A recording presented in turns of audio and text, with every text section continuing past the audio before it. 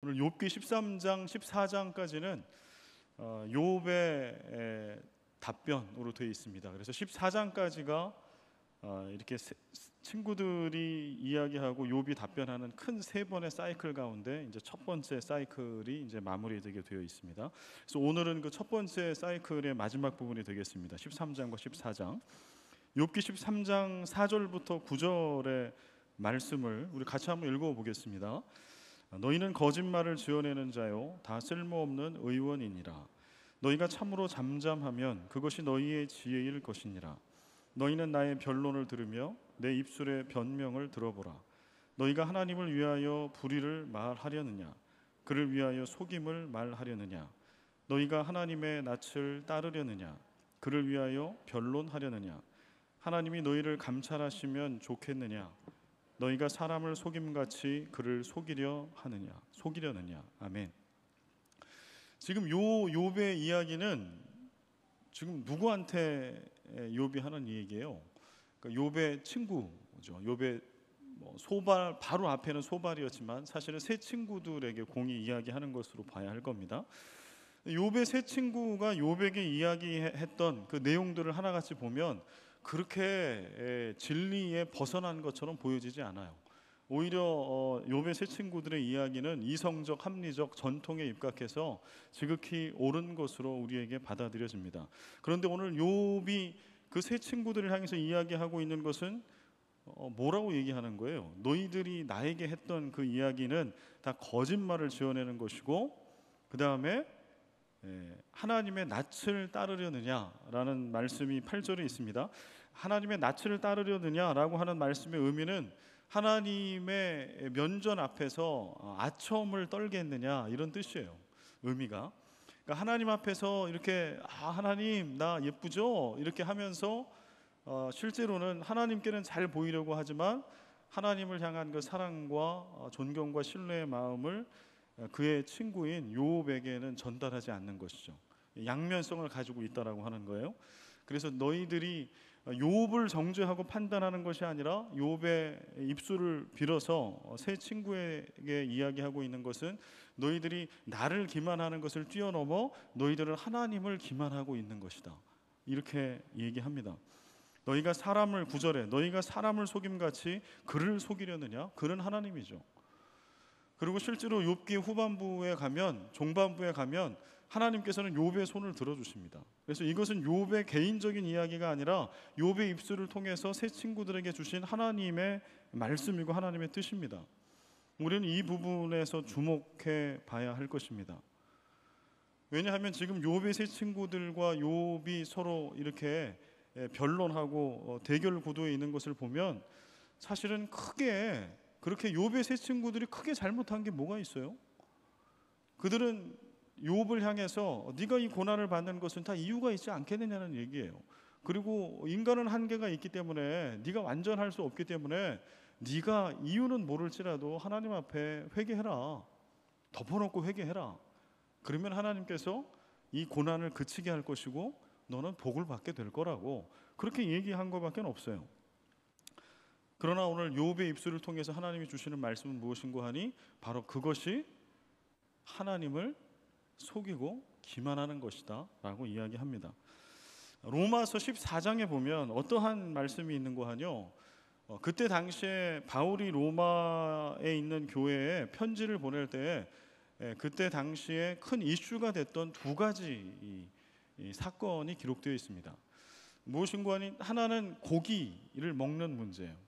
누구는 고기를 먹고 누구는 안 먹어요. 그런데 그 고기가 어떤 고기인고 하니 당시에 로마의 통치 시대에 고기라고 하는 것은 로마가 숭배하고 있었던 그런 그리스 로마의 신들 있잖아요. 수많은 신들. 그 신들의 신전에 신들에게 이미 제물로 바쳐진 것들이 대부분이에요. 이미 신들에게 바쳐진 고기가 이제 식탁과 시장으로 가는 겁니다. 99.9%는 다 그렇게 유통되는 겁니다. 그래서 로마 교회 안에 있는 그리스도인들이 두 부류로 나뉘어진 거예요. 어떻게 나뉘어졌는가 하니 어떤 한 부류는 야 이거는 우상에게 드려진 거기 때문에 이 고기는 먹으면 안 돼. 왜냐하면 우상 숭배이기 때문에. 그래서 그렇게 거룩함을 지켜가는 부류가 있었습니다. 그 다음에 또 한 부류는 어떤 부류인가 하니 야, 무슨 얘기냐? 너희들의 급수는 한참 미치다. 왜냐하면 야, 우상이라고 하는 게 실체가 있냐? 그냥 이렇게 돌로 뭐 새겨놓은 거고 뭐 이렇게 만들어 놓은 것이지, 우상, 하나님처럼 우상이 실제로 존재하냐? 실제로 존재하지 않는 우상에게 무엇인가가 바쳐졌다고 해서 우상이 그걸 먹냐? 그러면 우리가 우상에게 바쳐졌다고 해서 그 고기를 먹지 않는다라고 하는 거가 결국은 거룩함을 지키는 게 아니라 우상을 인정해 주는 꼴이 되는 거 아니냐. 그렇기 때문에 우상에게 바쳐진 고기라 할지라도 이건 아무 효력이 없기 때문에 우리는 이거 아무 거리낌 없이 먹는다. 이런 두 부류로 나눠졌어요. 그리고 두 부류가 다르다, 서로가 다르다라고 얘기했던 것이 아니라 서로를 향해서 틀리다라고 얘기한 겁니다. 너희는 거룩하지 않아. 너희는 우상 숭배를 하고 있어. 고기를 먹지 않음으로 거룩함을 유지하고 지키려고 했던 부류는 고기를 먹는 이들을 향해서 저 우상 숭배에 앞장서는 저런 오염된 죄인들, 거룩하지 못한 이들이라고 질책했고요. 고기를 먹는 입장에서는 야, 너희들 웃기지 마라. 우상 숭배는 너희들이 하고 있는 거다. 존재하지도 않는 우상의 실체를 너희들이 고기를 안 먹음으로 인정하고 있는 거 아니냐라고 싸운 겁니다. 그 다음에 또 하나의, 그때 로마 그 시대에 또 하나의 그 교회의 갈등은 무엇이었는가 하니 안식일에 대한 거였어요. 그때 당시에 예수님 부활하신 그 이후에 안식의 완전한 의미가 예수님의 부활로 이루어졌다라고 초대교회의 교우들은 믿었습니다. 그래서 사도행전을 포함한 신약의 말씀을 보면 예수님께서 부활하신 그 이후부터 부활하신 그날 안식 후 첫날을 기념하여 예배한 말씀이 성경에 나옵니다.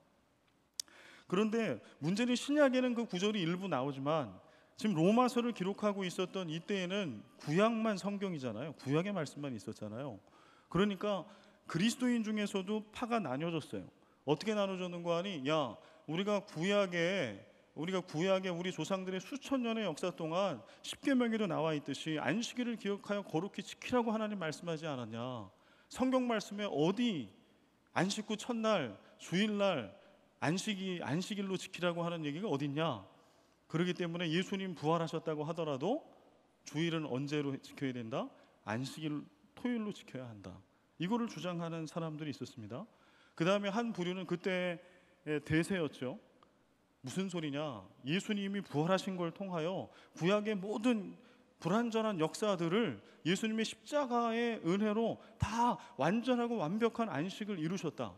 그래서 구약에서 모세가 얘기한 율법에 의지한 토요일을 안식일로 지키는 것은 더 이상 의미가 없다. 그래서 예수님 부활하신 그날 안식 후 첫날 우리는 안식의 의미를 찾아 예배한다. 양쪽 진영이 나뉘어졌어요. 그리고 서로 정죄하는 겁니다.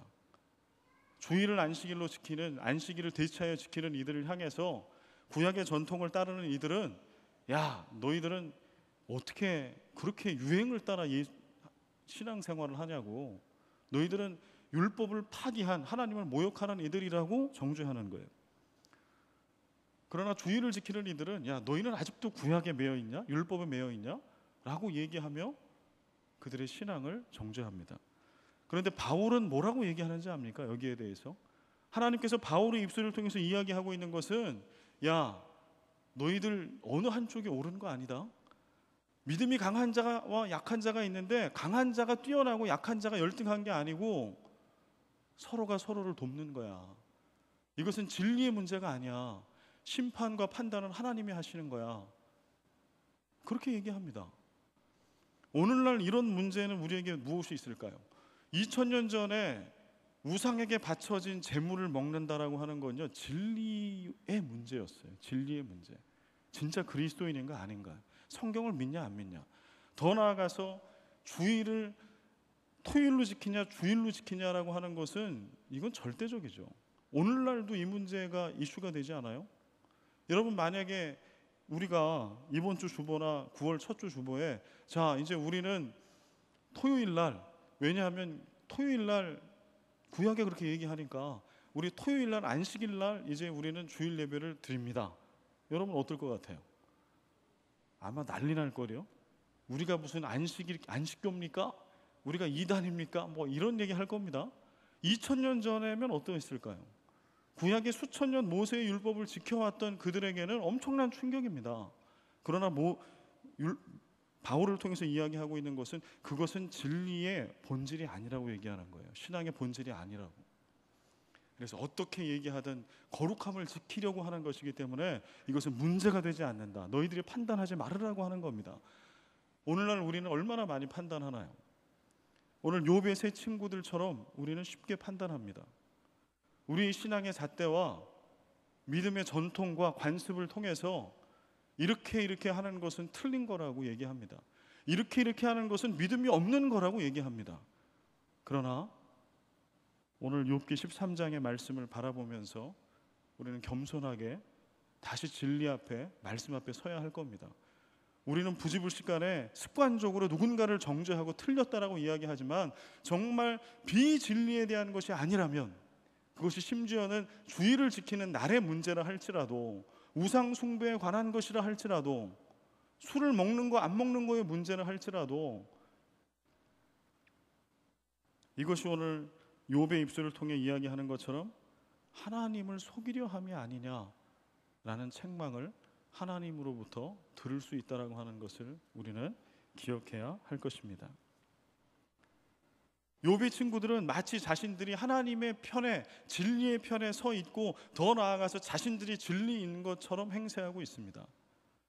그래서 하나님, 그들이 알고 있는 전통적인 하나님을 인용하면서 욥을 정죄합니다. 이거 옳은 겁니까? 근데 돌아보면 오늘 설교 말씀 준비하면서요, 저도 얼마나 많은 경우에 그런 정죄와 판단을 했는지 몰라요.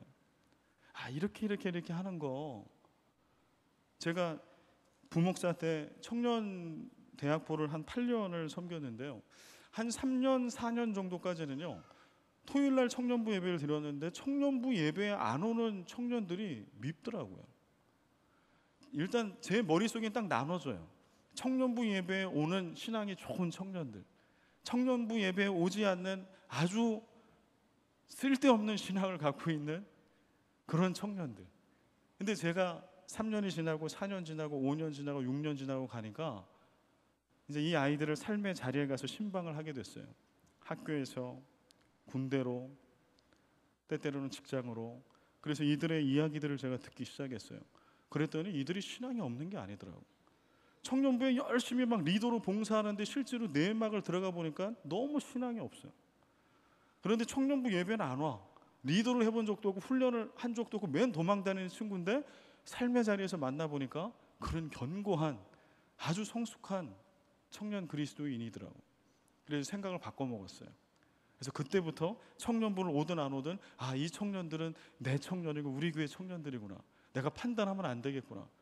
그래서 만날 때마다 주일날 반갑게 맞아줬고 그들을 격려했고. 여러분들은 어떠세요? 좀 수요 예배, 주일날 오는 인원에 비해서 수요 예배 인원은 몇 분의 몇도 안 됩니다. 혹시 여러분 마음 가운데 그런 마음 있지 않으세요? 또 이 중에 더 소수는 새벽 제단을 쌓는 분들이 있습니다. 그럼 여러분들이 새벽 기도를 안 오는 분들을 볼 때 어떻게 바라보십니까? 여러분, 그렇게 바라보면 안 된다고 얘기하는 겁니다. 우리의 기준으로 판단하면 안 된다라고 얘기합니다. 하나님을 빙자하고 진리를 빙자해서 하나님 편에서 누군가를 정죄하고 판단하는 것은 하나님을 기만하는 것이라고 성경은 이야기합니다. 하나님께로 향해 가까이 가는 것은 참으로 고통스러운 일입니다. 우리는 하나님께 가까이 가는 것을 즐겁고 행복한 일일 거라고 생각하고 착각해요. 그래서 실제로 하나님 앞에 가까이 갈 때 우리 가운데 고통이 찾아오고 고난이 오고 너무너무 힘들어져요. 그러면 그때 우리는 당황해요. 왜 그러지? 내가 잘 믿는데? 난 기도 열심히 하고 있는데? 나는 하나님을 더 많이 알아가길 원하고 더 많은 시간과 더 많은 마음을 하나님께 드리고 하나님께 한 걸음 더 나아가는데 더 나아갈수록 힘들어져요. 찬송가 338장, 내 주를 가까이 하게 함은, 저 어렸을 때 참 많이 불렀던, 옛날 어르신들이 많이 불렀던 찬송이죠. 1절 가사에 이렇게 쓰여져 있습니다. 내 주를 가까이 하게 함은 십자가 짐 같은 고생이나. 같이 한번 읽어볼까요? 시작. 내 주를 가까이 하게 함은 십자가 짐 같은 고생이나. 한 번 더 시작. 내 일생 소원은 늘 찬송하면서 주께 더 나가기 원합니다. 아멘. 여러분 아멘이세요?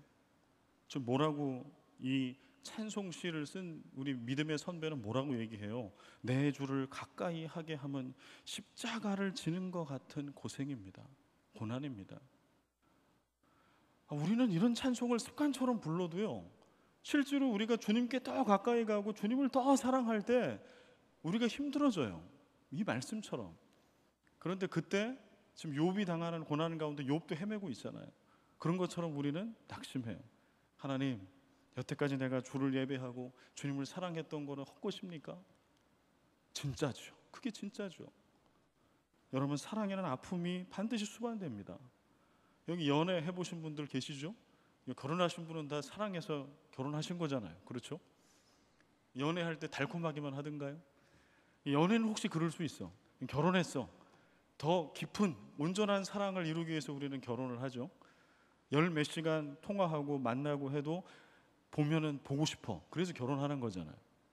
근데 그렇게 결혼해서 사랑을 깊이 하는데 10년, 20년, 30년, 40년 그 사랑이 어때요?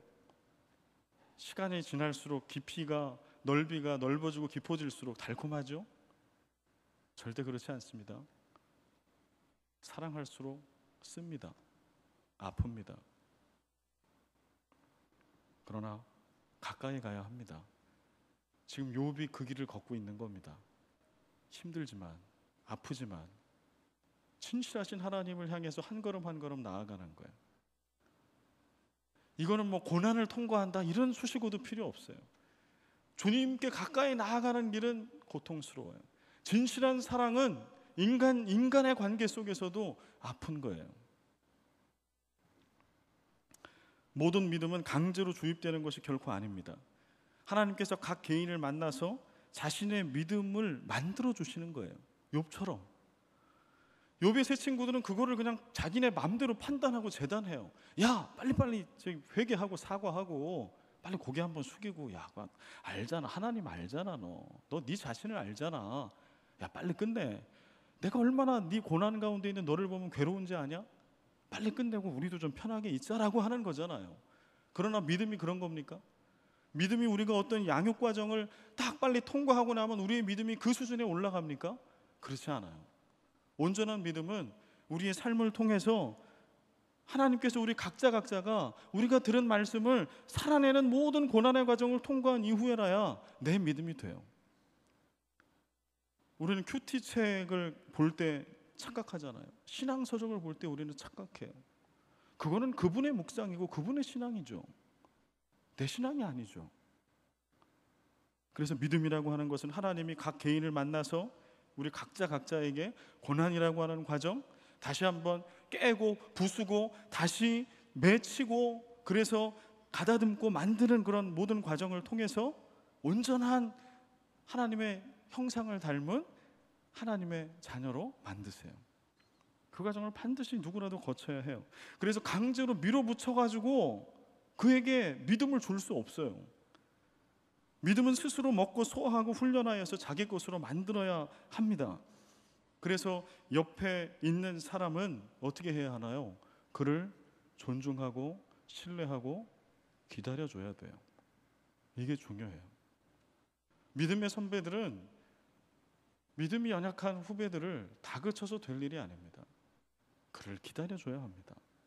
그가 때때로 넘어지고 실수를 할지라도. 여러분, 우리 아이들이 실수하지 않고 자란 아이들이 있어요. 응애 태어나가지고 박박 길 때부터 뒤집기 하고 또 기는 거, 또 걸어다니면서 막 다 자빠지고 유모차에서 떨어져서 깨지고 이런 거 다 거치고 걸어다니고 뛰어다니고 학교 다니고 하는 거 아닙니까? 그래서 저처럼 결혼해서 애 낳고 살고. 근데 우리는 신앙으로 들어오면 그걸 잊어버려. 그래서 지금 기저귀 차고 있는 사람을 향해서 얘기해. 야, 차렷! 열중샷! 머리 박어! 너 왜 그거밖에 못하니? 이렇게 하면 말이야, 근육이 발달되고 소근육과 대근육이 발달되고 너 나처럼 달릴 수 있어. 해봐. 믿음의 용사가 돼야지. 아니, 기저귀 찬 사람이 어떻게 믿음의 용사가 돼요? 그런 젖을 먹어야죠. 그런 수많은 인구의 세월을 지나가야죠. 그럼 우리는 어떻게 해야 돼요? 기다려줘야죠. 그가 한번 뒤집을 때 박수 쳐줘야 되죠. 그가 두 발로 딱 일어설 때 환호를 해줘야 되죠. 환성을 질러줘야죠. 그가 뛰지 못할지라도. 교회 안에서 가장 어려운 부류의 분들은 어떤 분들인가 하니 욥의 세 친구 같은 분들이에요. 다 안다고 생각하고 성급한 답을 강요하는 분들이에요. 신앙 공동체 안에 가장 뛰어난 분들이 아니라 가장 어려운 분들이에요. 사랑은 늘 오래 참는 고통입니다. 사랑은 인내입니다. 한 사람이 완성되도록 기다리는 부모의 마음이 사랑입니다. 제 김준홍 목사님 이제 설교 여러분도 아마 한 번쯤 들어보셨을 건데요. 지금도 이제 기억나는 게 김준홍 목사님이 철학을 했어요. 대학교 다닐 때. 그래서 이분이 처음부터 예수를 잘 믿었던 게 아니고 아주 개망난이었어요. 대학교 들어가서 철학을 하니까 개똥 철학이라고 그러잖아요. 그러니까 어렸을 때부터 어머니가 신앙이 너무 좋아서 그렇게 새벽 기도 가면서 온 내 자녀를 위해서 기도하시고 그랬음에도 불구하고 그가 대학 가서 철학을 딱 공부하고 나니까 이게 기독교 진리가 전부 다 뻥인 것 같은 거예요. 뭐 무리를 걸어갔다, 뭐 동정녀 탄생, 부활, 야 이거 완전 뻥이구나. 내가 철없을 때 엄마 손 이끌려서 교회 가서 다 거짓말을 배웠구나. 그리고 이분이 철학에 들어와서 다 버리는 거예요. 그때 제가 기억나는 대목은요, 그렇게 아들이 토방에서 이렇게 딱 자고 있을 때 이 어머니가 눈물로 기도하는 거예요. 아들을 위해서. 아들 다리를 잡고 머리를 잡고. 근데 어느 날 김준홍 목사님의 고백은 그 어머니가 기도하면서 흘리시는 눈물이 딱 떨어지는 거, 얼굴에 떨어지는 게 느껴지더라는 거예요. 그러면서 이분이 어머니의 기도로, 하나님의 은혜로 바뀝니다. 한국교회 역사에 길이 남을, 물론 노년에 좀 실수하신 부분이 있지만 엄청난 발자취를 남긴 그런 믿음의 위인이 됩니다. 누구 때문에? 그 어머니의 인내 때문에, 그 어머니의 쉼없는 기도 때문에. 오늘 욥에게 필요한 것은 바로 그런 친구들이에요. 우리가 생각할 때 믿음이 연약하다고 생각하는 우리 자녀들, 내 남편, 대부분은 아내가 믿음이 좋으니까, 그 다음에 우리 교회에 누구 새가족 내지는 어떤 분, 사랑은 인내하는 겁니다. 여러분 인내하십시오. 그가 스스로 일어서기를 기다려 주십시오. 그가 자빠져서 깨질 때 이렇게 세워주고 그 피를 닦아 주십시오. 그리고 그가 진정으로 복음을 만나고 하나님 만나서 그의 신앙으로 일어설 수 있기를 기도해 주십시오. 하나님께로 향해 가까이 가는 것은 십자가를 지는 것 같이 고통스러운 일이 분명히 맞습니다. 그러나 우리는 포기하지 말고 그 하나님 앞에 목숨을 걸고 나아가야 합니다. 욥기 13장 13절부터 16절 같이 한번 읽어보겠습니다. 시작. 너희는 잠잠하고 나를 버려두어 말하게 하라. 무슨 일이 닥치든지 내가 당하리라. 내가 어찌하여 내 살을 내 이로 물고 내 생명을 내 손에 두겠느냐. 그가 나를 죽이시리니 내가 희망이 없노라. 그러나 그의 앞에서 내 행위를 아뢰리라. 경건하지 않은 자는 그 앞에 이르지 못하나니 이것이 나의 구원이 되리라. 아멘. 이 말씀은요, 이 말씀, 욥의 진심은 무엇인가 하니 지금 이 말씀 이대로 보면은요, 이게 뭐 욥이 믿음 없는 이야기를 하고 있는 것 같이 그렇게 보입니다. 그러나 그렇지 않아요. 16절에 보면 이것이 나의 구원이 되리라. 경건하지 않은 자는 그 앞에 이르지 못하나니 이것이 나의 구원이 되리라. 그가 경건하지 않고 하나님이 그를 받아주지 않으면 그는 하나님 앞에 절대 갈 수가 없어요. 그러면 하나님 앞에 갈 이유가 없죠. 시도를 할 이유가 없잖아요. 그런데 지금 욥이 끊임없이 하나님 앞에 나아가려고 하는, 가까이 가려고 하는 시도를 해요. 어떤 믿음이 그에게 있는 거예요? 내가 죽을지언정 하나님 앞에 가까이 끊임없이 나아갈 것이고 하나님은 나를 죽일지라도 내 영혼이라도 받아주시는 분이시다. 그 확신이 욥에게 있는 겁니다. 우리가 욥기의 처음을 좀 떠올려 봐야 합니다. 욥기의 처음은 어떻게 시작하나요? 사탄이 등장하죠. 그리고 하나님께서 그 사탄을 향해서 이렇게 얘기합니다. 너 욥을 봤냐? 그렇게 경건하고 신실한 자를 본 적이 있냐? 그랬더니 사탄이 뭐라고 합니까? 욥이 까닭없이 하나님을 섬기겠습니까? 이렇게 시작된 거 아니에요? 그래서 하나님께서 사탄에게 허락하시는 거죠. 욥을 시험하는 것을 허락하십니다. 그럼 그 얘기는 뭐예요?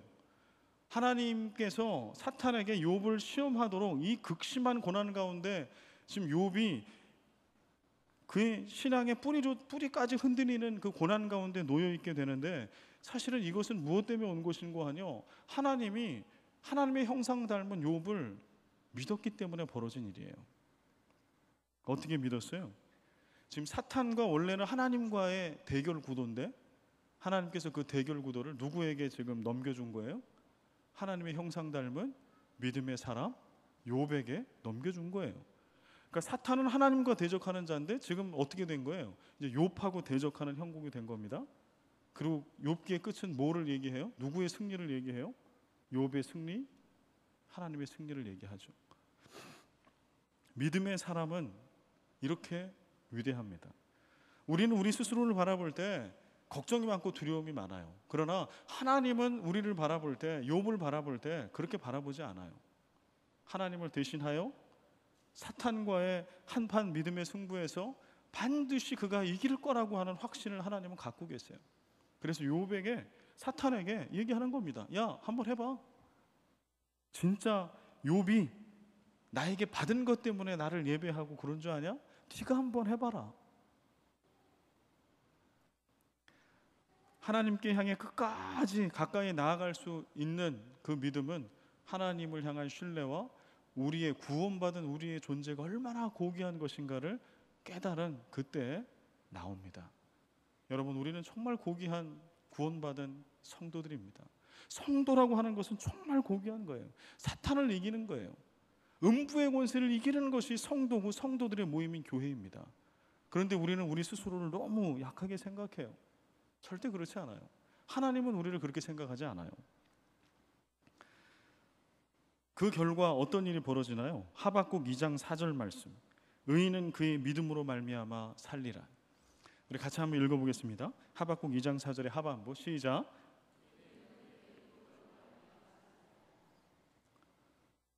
우리는 우리의 믿음을 그렇게 고귀한 것으로 생각하지 않는 경향이 있어요. 그런데 이 하박국서의 말씀은요, 이스라엘이 죄로 인하여 멸망을 향해 달려가고 있을 때 하박국 선지자가 하나님께 이렇게 얘기하는 거예요. 하나님, 우리 백성이 이렇게 하나님 앞에 방자하게 죄악 가운데 있는데 언제까지 이들을 이대로 놔둘 겁니까? 그럴 때 하나님이 말씀합니다. 얘야, 그냥 놔두지 않을 것이다. 바벨론을 통하여 죄 가운데 있는 너희 백성을 내가 칠 것이다. 그러니까 하박국 선지자가 하나님께 이제 그 다음엔 따지는 거예요. 하나님, 제가 언제 불의하고 죄 지은 거 하나님께서 직접 심판해달라고 얘기한 거지, 깨닫게. 어떻게 구원받지 못하고 하나님 모르는 저 짐승과도 같은 바벨론에게 우리 거룩한 나라와 백성이 함락을 당하는 일을 당하게 하시는 겁니까? 라고 얘기할 때 하나님께서 답으로 주신 게 무엇인고 하니 오직 의인은 믿음으로 말미암아 살리라 라고 하는 말씀을 주세요. 믿음은 전쟁을 이기는 힘이 있어요. 믿음은 사단 마귀를 복종시키는 힘이 있어요. 여러분에게 믿음이 있습니까? 그렇다면 두려워하지 마십시오. 믿음은 사단을 이깁니다. 예수 그리스도의 십자가를 믿는, 예수 그리스도를 믿는 믿음은 천하를 이깁니다. 음부의 권세를 이깁니다. 그 믿음을 가지고 지금 욥이 하는 것처럼 힘들고 어려운 순간이라 할지라도 한 걸음 한 걸음 더 가까이 하나님께 나아가시는 여러분과 제가 되기를 바랍니다.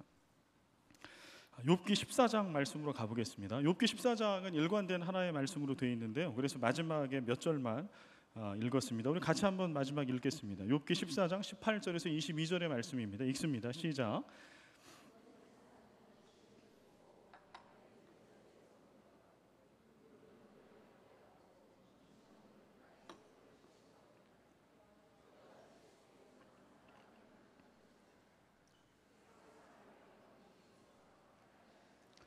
그의 얼굴빛을 변하게 하시고 쫓아 보내시오니 그의 아들들이 존귀하게 되어도 그가 알지 못하며 그들이 비천하게 되어도 그가 깨닫지 못하나이다.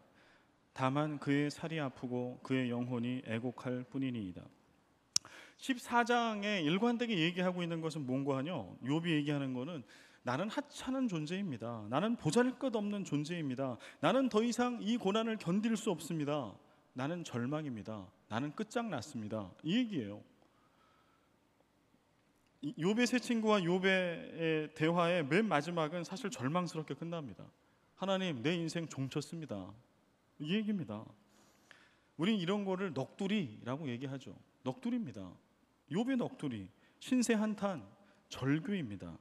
우린 이런 대목이 성경에 나오면 좀 어색해하죠. 왜냐하면 우리가 기대하는 성경 말씀은 어떤 거예요?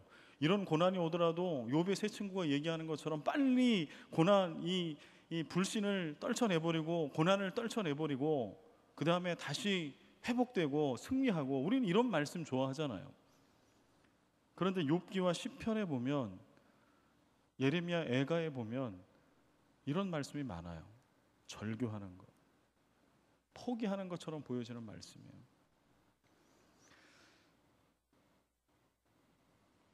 우리는 뭔가 인생에 빨리 답을 찾고 빨리 넘어가려고 하는 습성이 있습니다.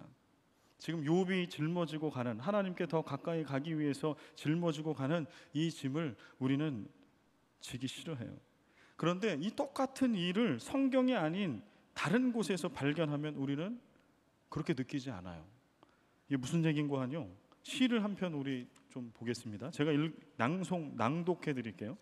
제가 개인적으로 참 좋아하는 시인인데요, 정호승 시인의 내가 사랑하는 사람이라고 하는 시인데요, 제가 읽어드립니다. 나는 그늘이 없는 사람을 사랑하지 않는다. 나는 그늘을 사랑하지 않는 사람을 사랑하지 않는다. 나는 한 그루 나무에 그늘이 된 사람을 사랑한다. 햇빛도 그늘이 있어야 맑고 눈이 부시다. 나무 그늘에 앉아 나뭇잎 사이로 반짝이는 햇살을 바라보면 세상은 그 얼마나 아름다운가. 나는 눈물이 없는 사람을 사랑하지 않는다. 나는 눈물을 사랑하지 않는 사람을 사랑하지 않는다. 나는 한 방울 눈물이 된 사람을 사랑한다. 기쁨도 눈물이 없으면 기쁨이 아니다. 사랑도 눈물 없는 사랑이 어디 있는가. 나무 그늘에 앉아 다른 사람의 눈물을 닦아주는 사람의 모습은 그 얼마나 고요한 아름다움인가. 여러분, 이 시를 듣고 보면 여러분 마음에 어떤 느낌이 들어요? 제가 느꼈던 것처럼 여러분 참 좋지 않아요? 따뜻하지 않습니까? 그늘이 진 인생, 눈물이 있는 인생이 귀하다는 거 아니에요. 우리는 이런 시를 보면 그렇다라고 그렇게 공감해요. 그런데 신앙 안으로 들어와서 욥처럼 고난 가운데 동작하는 누군가를 바라보고 내가 그 가운데 있으면 우리는 전혀 다른 해석을 합니다. 이것은 빨리 피해야 할 것이고 정리해야 할 것이고, 신앙을 떠나서도 보편적으로 모든 인류가 사랑하고 감격하는 예술 작품들은 다 그늘과 눈물을 갖고 있어요. 제가 이 설교 원고를 준비하면서 책을 찾다 보니까 이런 책이 있더라고요. 아직 읽어보지 못하고 인터넷으로만 봤는데요, 책 제목이 이거예요. 창조성과 고통. 밑에 소제목이 위대한 예술가는 위대한 병자다. 그래서 그 책은 뭘로 되어 있냐 하면, 그가 몸이 아프건 아니면 환경적인 문제건 다양한 장르의 예술가인데 고통과 고난이 그 가운데 있었던, 그래서 그거를 통해서 그게 승화가 돼서 정말 인류 역사에 엄청난 예술 작품을 남겼던 사람들을 쭉 쓰고 있어요. 반 고흐, 알코올 중독, 매독, 귓병, 정신질환, 결국은 자살했지만 그런 몇 가지의 엄청난 고통을 가지고 엄청난 작품들을 만들어낸 사람. 마티스, 피카소와 함께 20세기 회화의 한 획을 그은 프랑스의 화가죠. 그도 질병에 시달리면서. 렘브란트, 탕자의 귀환을 포함한 기독교 그림들을 많이 남겼죠. 그런데 그는 그 스스로가 어떤 아픔이 있었던 건 아닌데요, 그걸 찾아가 보니까요, 렘브란트는 아내가 젊었을 때 아내와 사별했어요. 그리고 그 자식까지 일찍 죽었어요. 렘브란트의 작품에는 젊었을 때 아내를 잃고 자식을 잃은 아픔과 슬픔과 고난과 눈물이, 그늘이 그의 작품을 빛과 어두움을 대조시키며 나타내고 있는 겁니다. 베토벤, 이루 말할 수 없어요. 우리는 그래서 그들의 예술 작품을 볼 때 거기에 매료됩니다. 그늘 속에서 하나님을 만나십시오. 그늘 속에서 진정한 하나님을 만날 수 있습니다.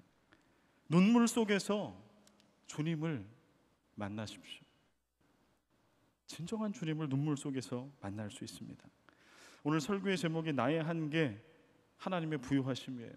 우리는 우리에게 한계가 찾아오면은요, 한계라고 하는 것은 어떨 때 우리가 받고 느끼는 거예요? 우리의 불완전함 때문에 한계를 느끼게 되는 거죠. 고난, 고통은 뭐 때문에 와요? 우리의 불완전함 때문에.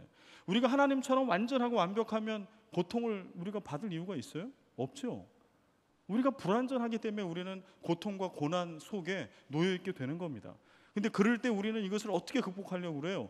우리가 힘이 세지고 하나님께 기도하고 신앙의 힘으로 우리가 완전하고 완벽하게 돼서 우리의 한계를 우리 스스로 뛰어넘는 것이 신앙적인 방법이라고 생각해요. 그리고 그것을 누군가에게 강요해요. 그러나 욥기에서 얘기하고 있는 것, 성경이 얘기하고 있는 것은 그게 아니에요. 너의 불완전함 가운데 인정해라, 너의 불완전함을. 그리고 불완전함으로 오는 고통과 고난과 아픔과 눈물과 그늘 가운데 하나님의 부요하심으로 채워라.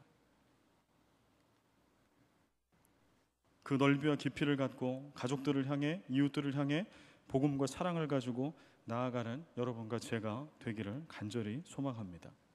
우리 마지막 성경 구절 제가 읽어드립니다. 이사야 49장 15절. 여인이 어찌 그 젖 먹는 자식을 잊겠으며 자기 태에서 난 아들을 긍휼히 여기지 않겠느냐.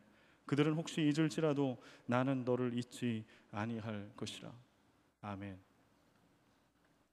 하나님의 언약의 말씀입니다. 여러분, 주님께 한 걸음 한 걸음 그늘 속에서, 눈물 속에서 주님께 나아가는 그 노력과 시도를 멈추지 마시기 바랍니다.